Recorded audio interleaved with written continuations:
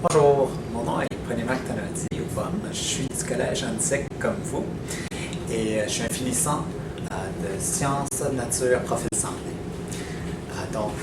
On est présentement à Concordia, dans le laboratoire de recherche en nanotechnologie et je vais vous présenter deux méthodes qu'on utilise en laboratoire pour faire de petites couches sur une lamelle pour vérifier les propriétés électrochimiques de ces substances.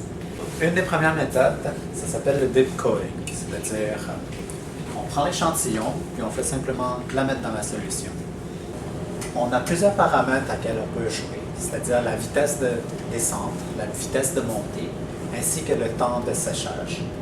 Et aussi, on peut l'utiliser sur plusieurs cycles.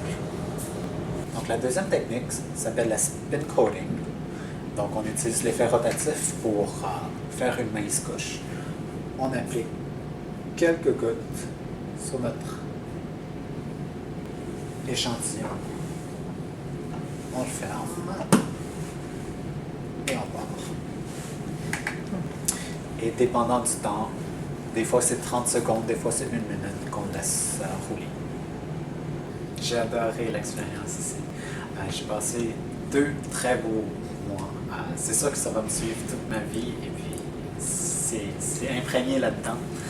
Ça, c'est sûr et certain. J'ai passé beaucoup de temps avec Dr. Simona et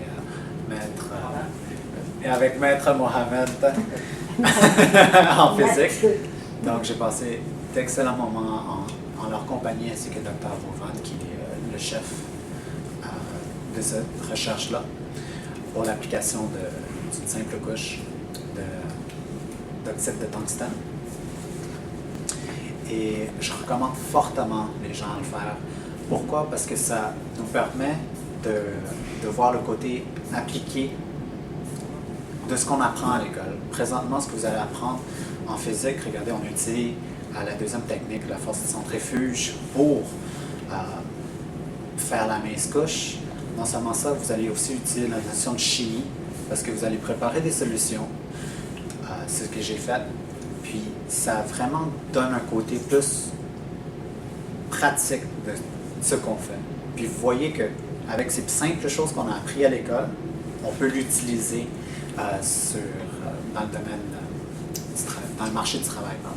Ceux qui sont un peu moins à l'aise en français, étant donné que vous êtes dans une université anglaise, c'est une immersion totale, donc ça va vous permettre de pratiquer votre anglais. Tout le monde parle français. C'est juste qu'étant donné qu'on est dans une université anglophone, on va se forcer à parler en anglais.